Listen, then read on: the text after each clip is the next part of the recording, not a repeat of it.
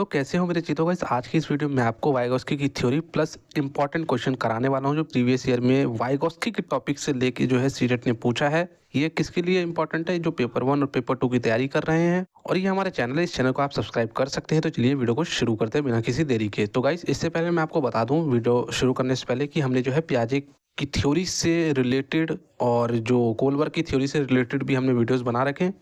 और मैं क्या करूंगा कि उनकी पूरी प्लेलिस्ट की जो लिंक है ना इस वीडियो के डिस्क्रिप्शन बॉक्स में डाल दूंगा। आप वहां से जितने भी इंपॉर्टेंट टॉपिक्स हैं उनके इंपॉर्टेंट क्वेश्चंस और इंपॉर्टेंट टॉपिक्स वो कर सकते हैं। चलिए कुछ पॉइंट वाइगॉस्की के बारे में भी पढ़ लेते हैं हम। तो इसका जो पहला पॉइंट है, इनका जो जन्म हुआ था 17 नवंबर 1896 में हुआ था। ये रूस के रहने वाले और वहाँ के मनोवैज्ञानिक थे।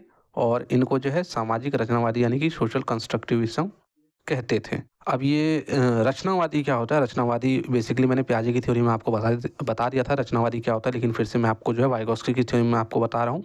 रचनावादी का अर्थ होता है बच्चे को सक्रिय रखना और कोई भी काम बच्चे के वास्तविक जीवन से जोड़ कर करवाना। यानी कि कोई भी काम है ना, आप टीचिंग करा रहे हो तो बच्चे के जो है ना वास्तविक जीवन से जोड़ के टीचिंग कराओगे तो बच्चे को जो बहुत अच्छा समझ में आएगा। इसी को हम रचनावादी कहते हैं। तो इन्होंने जो है सामाजिक सांस्कृतिक का सिद्धांत दिया था। तो वो सिद्धांत क्या, उनके बारे में भी पढ़ेंगे अच्छे से। तो चलो भाई, तो उससे पहले जो है ना एक हम जो है क्वेश्चन कर लेते हैं। क्वेश्चन क्या है? लेव वाइगोस्की के सिद्धांत के अनुसार छात्रों के सीखने के अनुभव को बेहतर करने के लिए निम्नलिखित में से कौन सा एक अनुशासित दृष्टिकोण है? तो आपको जो है ये 4 ऑप्शन दे रखे हैं। सीटेट द्वारा ही पूछा गया क्वेश्चन है, तो आप इनके आंसर आप मुझे बता सकते हो। तो देखो भी, पहला पॉइंट है छात्रों को ऐसा काम प्रदान करना जो उनकी समझ के वर्तमान स्तर से पूरी तरह से असंबंधित हो। क्या आप छात्रों को ऐसा जो है कोई भी कार्य प्रदान करोगे जो उनकी समझ में ही ना आए? तो ये ऑप्शन, पहला ऑप्शन बिल्कुल गलत है। दूसरा पॉइंट है छात्रों के वर्तमान स्तर पर आधारित उचित समर्थन और मार्गदर्शन के साथ काम प्रदान करना। ये थोड़ा बहुत ठीक लग रहा है भाई। हमें जो है क्या करना है कि जो उनके वर्तमान स्तर है, जो उनका जो वर्तमान का माइंड का लेवल है, उस पर आधारित हमें जो है उसको समर्थन और मार्गदर्शन यानी कि डायरेक्शन उनको जो है हम प्रदान करने, किनको? छात्रों को कोई सहायता नहीं देना, ये तो वैसे ही गलत है। छात्रों को ऐसा काम प्रदान करना जिससे वे व्यक्तिगत रूप से प्रतिबंधित, अरे ये तो वैसे ही गलत है। इसका जो करेक्ट आंसर है वो सेकंड ऑप्शन है। ठीक है भाई, चलो।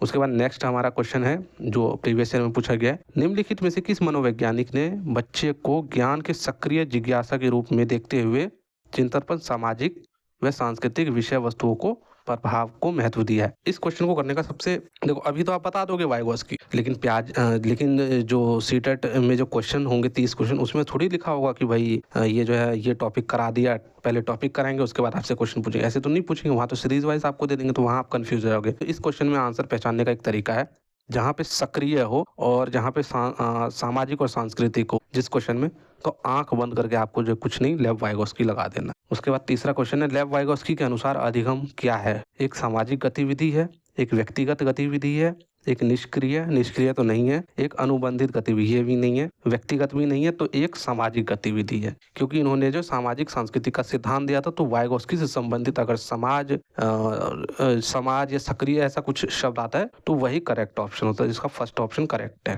उसके बाद जो सबसे इंपॉर्टेंट टॉपिक है ना, जिससे पेपर में क्वेश्चन पूछे जाते हैं, वो है सामाजिक सांस्कृतिक सिद्धांत। यानी कि ये जो वाइगॉस्की के द्वारा जो प्रिंसिपल दिया गया था उससे काफी अच्छे क्वेश्चन पूछे जाते हैं। तो देख लेते हैं क्या क्या क्वेश्चन पूछे जाते हैं और इनका ये जो सिद्धांत है ये क्या है वो देख लेते हैं। वाइगॉस्की के अनुसार सामाजिक स्थिति में ही बच्चे का जो विकास है संभव हो सकता है। यानी कि क्या है, सामाजिक स्थिति में जो है बच्चे का जो विकास है वो संभव हो सकता है। ये समाज में जो है बच्चे को जो है जोड़ के जो है बहुत ज़्यादा उस पर जो है एफर्ट लगा रहे हैं कि बच्चे को जो है समाज में जोड़ो बच्चे को जो सोसाइटी का जो एक एक्सपोजर दो, तभी बच्चा कुछ सीखेगा। उसके बाद सेकंड पॉइंट है, बच्चे के संज्ञानात्मक विकास के लिए सामाजिक संपर्क यानी कि सोशल इंटरेक्शन और समूह में सीखने को सबसे महत्वपूर्ण इन्होंने माना है। यानी कि ये बताते हैं कि बच्चे का यदि आपको जो है संज्ञानात्मक विकास करना है तो बच्चे का जो है सोशल इंटरेक्शन यानी कि समाज में उससे जो है जान पहचान बनाने दो, दूसरों से मिलने जुलने दो। इससे क्या होगा, उसका जो है सोशल इंटरेक्शन होगा, सामाजिक संपर्क होगा, और जब वो कोई भी काम समूह में करेगा ना तो वो किसी भी काम को जल्दी सीखेगा। यही वाइगॉस्की कहते हैं। उसके बाद कहते हैं वाइगॉस्की ने जैविक पक्ष यानी कि बायोलॉजिकल एस्पेक्ट्स को इतना महत्व नहीं दिया। बायोलॉजिकल एस्पेक्ट्स बोले तो जो बच्चा जो है जन्म से लेके आता है उसको इतना जो है महत्व नहीं दिया है। वाइगॉस्की ने बच्चे के विकास के लिए सामाजिकरण को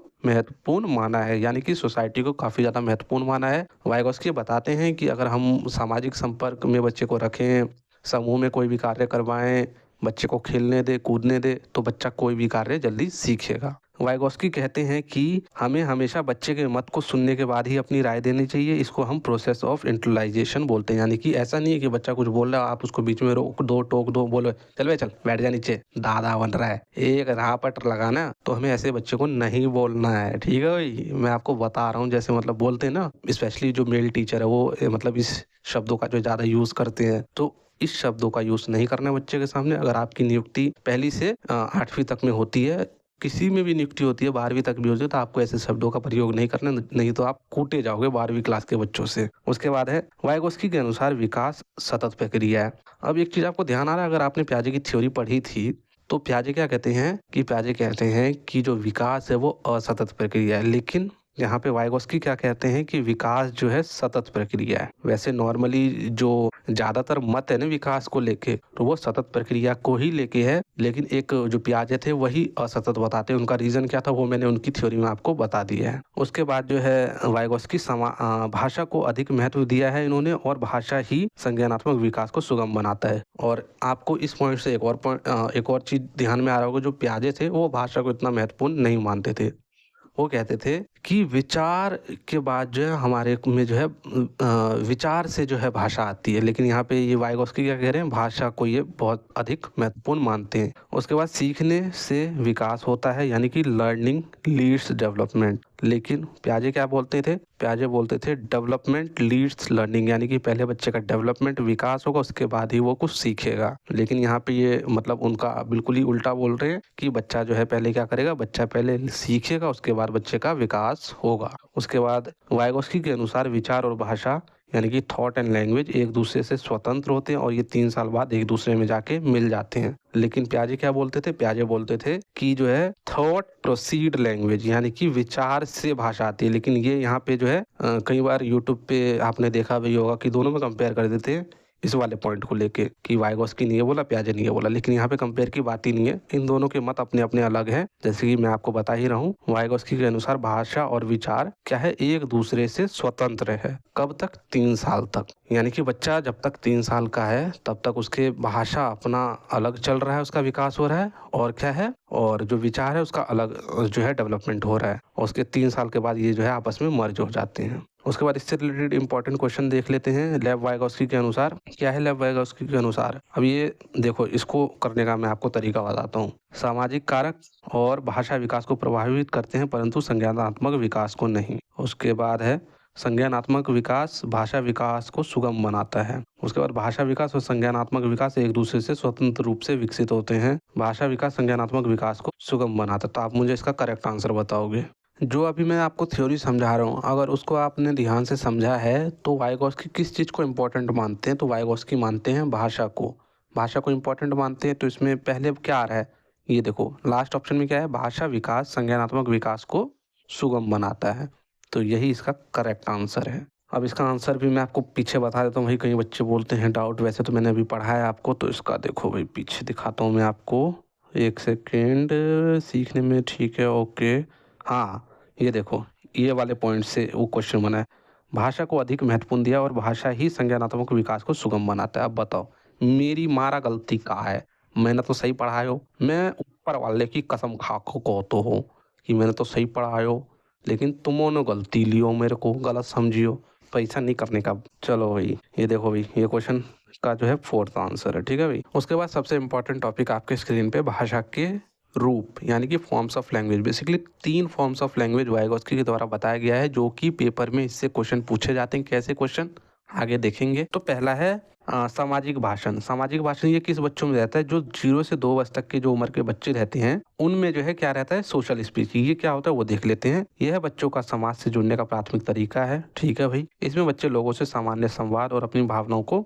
व्यक्त करते हैं। बेसिकली आपने बच्चों को देखा, जो 0 से 2 वर्ष तक के बच्चे रहते हैं वो मतलब इतने फ्री रहते हैं, मतलब आपको तंग करते रहेंगे, मम्मा मम्मा, नाना नानी, कुछ ना कुछ बोलते ही रहेंगे। मतलब वो सोशल मतलब समाज में जो वो इंटरेक्ट करते रहते, दादा दादी नाना नानी से वो जो है कुछ ना कुछ वो जो है बोलते रहते हैं। तो ये जो है ये फर्स्ट में आ गए सामाजिक भाषण में, यानी कि वो सोशली इंटरेक्ट कर रहे हैं। उसके बाद निजी भाषण। अब बच्चे में जो है प्राइवेट स्पीच आ जाती है, जो बच्चा 3 से 6 वर्ष तक का होता है उसमें जो है प्राइवेट स्पीच आ जाती है। अब बच्चे को पता चल गया मैं जो है ना मतलब सबसे ऐसे दिन भर जो ऐसे परेशान करता रहता हूँ, ऐसा नहीं करना मुझे। अब इसमें बच्चा क्या करता है, इसमें बच्चा खुद से बात करने लगता है।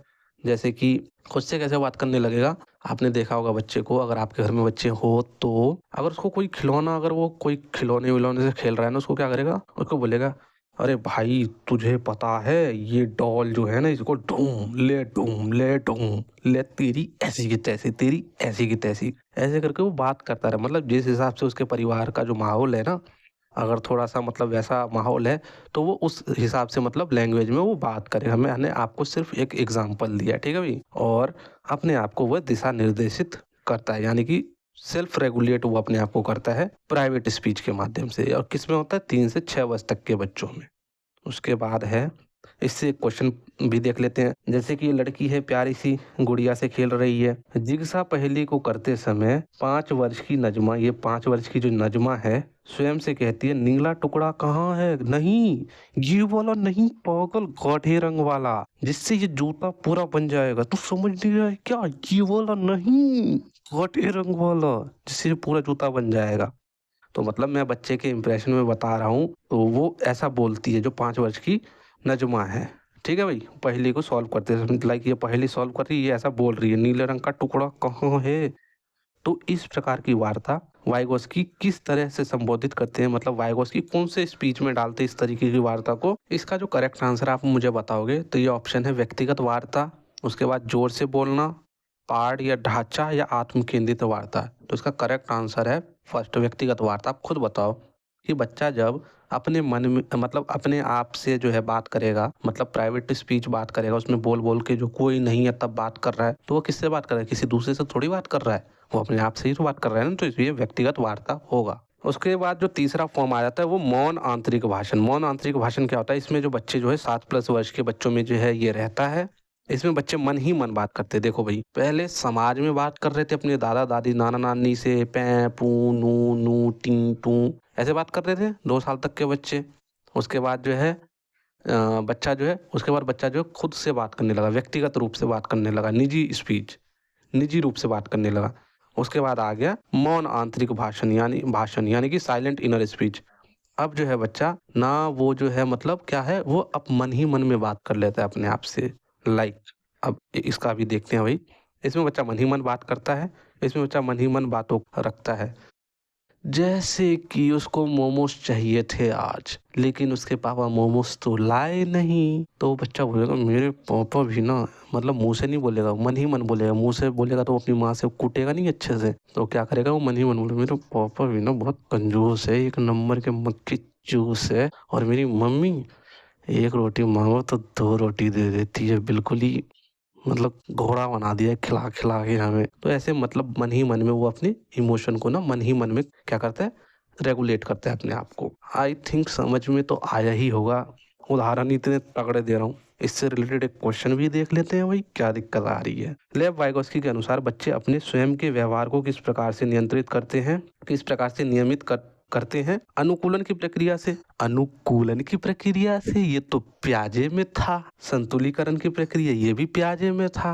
खुद को पुनर्बलन के उपयोग से, पुनर्बलन की तो बात ही नहीं करता भाई। रीइंफोर्समेंट की बात करता है वाइगोस्की? नहीं करता है। कौन करता है ये भी बताओगे मुझे? हाय बड़े तेज, नहीं करता तो बताओ तो सही कौन से मनोवैज्ञानिक करता है। उसके बाद आ जाता है सेकंड ऑप्शन। सेकंड ऑप्शन ही करेक्ट है, आत्मवाक के प्रयोग के द्वारा, यानी कि वह स्वयं से बात करके जो है उसके प्रयोग से ही जो है अपने आप को, अपने स्वयं के व्यवहार को किस प्रकार क्या करता है, नियमित करता है।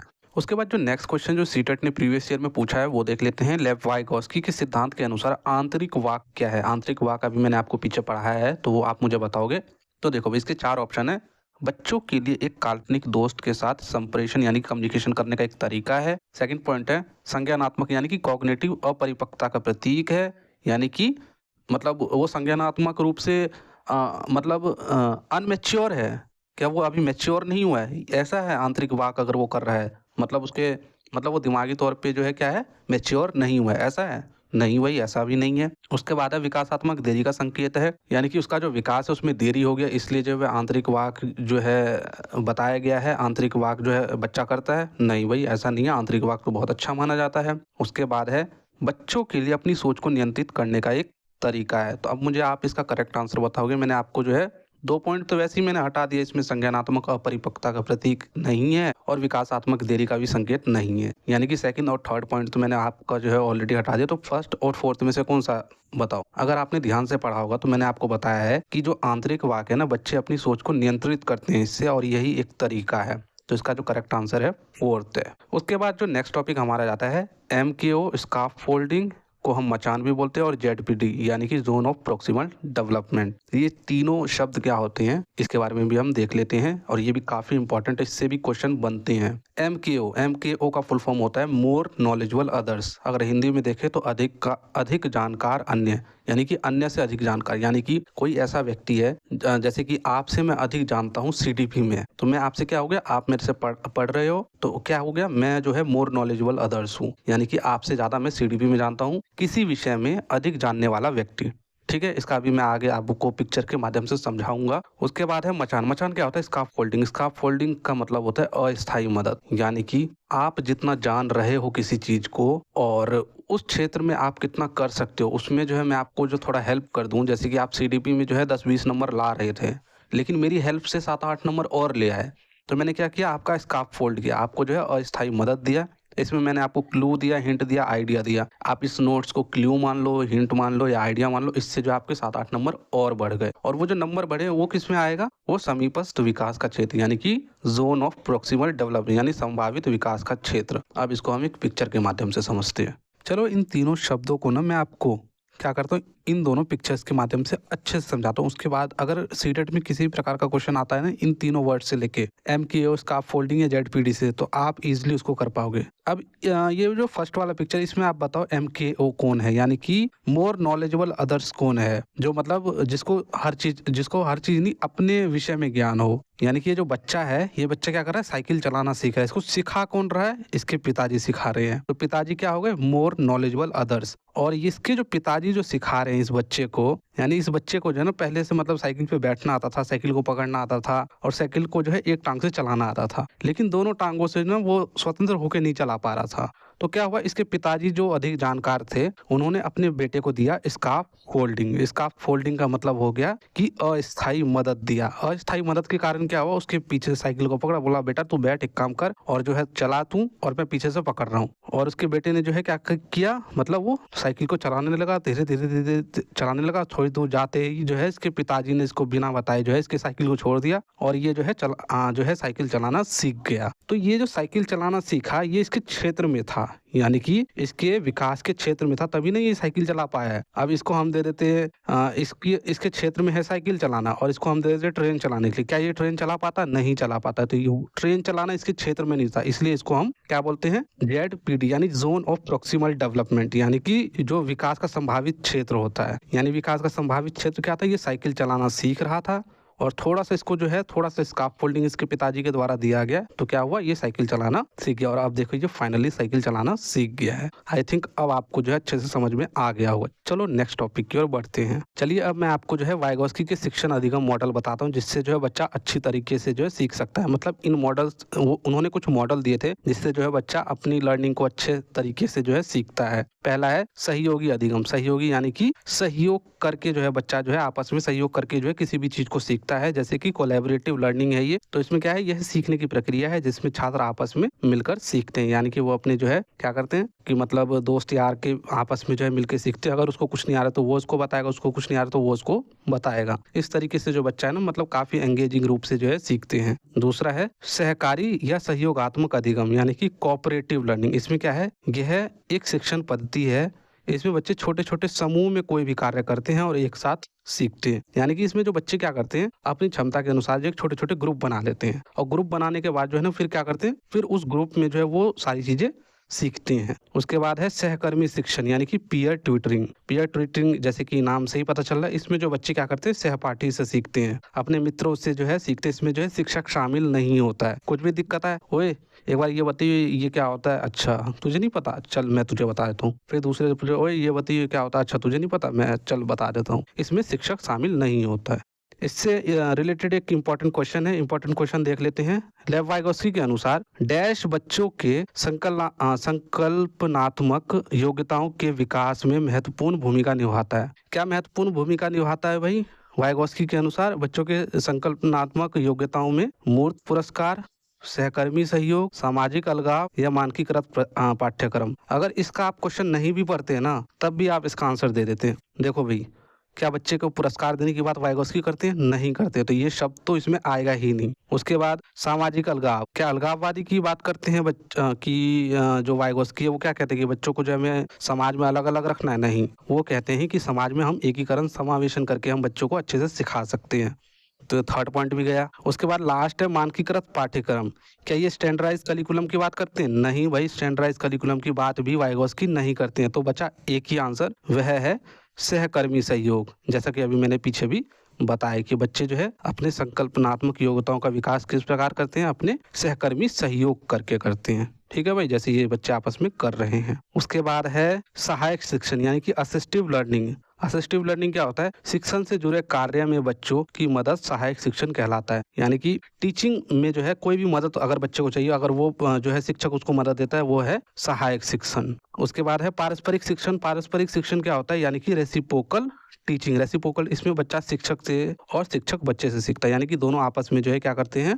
कम्युनिकेशन करते हैं, दोनों आपस में एक दूसरे से सीखते हैं। बच्चा टीचर से कुछ क्वेश्चन पूछता है, फिर टीचर जो है फीडबैक के लिए, मूल्यांकन के लिए, वैल्यूएशन के लिए बच्चे से कुछ क्वेश्चन पूछता है। उसके बाद इसी से संबंधित एक क्वेश्चन भी देख लेते हैं, सीटेट के द्वारा जो क्वेश्चन पूछा गया प्रीवियस ईयर में। सामाजिक रचनावादियों के अनुसार अधिगम की प्रक्रिया के बारे में निम्नलिखित में से कौन सा कथन सही है? आपको सामाजिक रचनावादी के अनुसार अधिगम की प्रक्रिया में कौन सा कथन सही है वो बताना। ठीक है भाई, तो मैं आपको पॉइंट सारे पढ़ देता हूँ, इसमें से कोई एक ही जो है सही है। पहला है, अधिगम एक व्यक्तिवादी प्रक्रिया है जो अलगाव में होता है। आगे मैंने पीछे ही बताया, अलगाव की बात करता ही नहीं है जो है, मतलब जो वाइगोस्की वो अलगाव की बात ही नहीं करता है। अधिगम केवल कक्षा या औपचारिक शैक्षिक विन्यास में होता है। केवल नहीं, केवल शब्द जहाँ आ जाए ना, वहाँ पे ना आप थोड़ा सा ना मतलब चौकन्ने हो जाया करो। लेकिन ऐसा नहीं है कि केवल शब्द देखते ही आप जो है कुछ मतलब उस ऑप्शन को ही कट कर दो। कई बार केवल वाले ऑप्शन भी ठीक होते हैं, लेकिन यहाँ पे तो ठीक नहीं है भाई। अधिगम एक निष्क्रिय प्रक्रिया है। नहीं भाई, निष्क्रिय नहीं है। उसके बाद लास्ट ऑप्शन क्या है? अधिगम अर्थ निर्माण की एक सामाजिक प्रक्रिया। हाँ, अधिगम जो है यानी कि लर्निंग जो है वो क्या है? अर्थ निर्माण की जो है एक सामाजिक प्रक्रिया है, एक सोशलाइजेशन प्रोसेस है। तो फोर्थ ऑप्शन इसका जो है करेक्ट है। ये तो वैसे ही आसान सा पेडागोजी वाला क्वेश्चन है। इसमें आपको सिर्फ आपको जो है पेडागोजी की नॉलेज होनी चाहिए, आप आराम से ऐसे क्वेश्चन कर सकते हो। उसके बाद इस वीडियो का हमारा लास्ट क्वेश्चन है। लास्ट क्वेश्चन हम देख लेते हैं क्या क्वेश्चन है। लेव वाइगोस्की का सामाजिक सांस्कृतिक परिप्रेक्ष्य अधिगम प्रक्रिया में डैश के महत्व पर जोर देता है। यानी कि जो लेव वाइगोस्की का जो सामाजिक सांस्कृतिक का जो सिद्धांत है वो अधिगम प्रक्रिया में किस चीज के महत्व पे जोर देता है? तो देख लेते हैं आंसर। आप मुझे आंसर कमेंट कर दो। ये आपके प्रीवियस ईयर में क्वेश्चन पूछा गया था। तो सबसे पहले जो हम क्या करेंगे, इसमें जो है जो रॉन्ग आंसर उसको हम छांटेंगे। तो नीचे से शुरू करते हैं। संतुलीकरण। अच्छा ये बताओ, आज की इस वीडियो में मैंने आपको संतुलीकरण शब्द का यूज किया है? द आंसर इज नो, मैंने नहीं यूज किया। ये संतुलीकरण का जो शब्द है ये हमें पियाजे की थ्योरी में देखने को मिलता है। उसके बाद अभिप्रेरणा की बात आज की थ्योरी में नहीं की हमने, गुणारोपण की बात नहीं करते हैं। उसके बाद जो इसका जो करेक्ट आंसर है, जो वाइगोस्की के सामाजिक सांस्कृतिक सिद्धांत में जो अधिगम प्रक्रिया में किसके महत्व पे जोर दिया गया है, तो वो है सांस्कृतिक उपकरणों के महत्व पे जो है जोर दिया गया है। तो ये तो फर्स्ट आंसर जो है वही इसका करेक्ट आंसर है। तो गाइस आज के वीडियो में इतना ही। वीडियो अच्छी लगी तो लाइक शेयर एंड सब्सक्राइब करें। जय हिंद, जय भारत।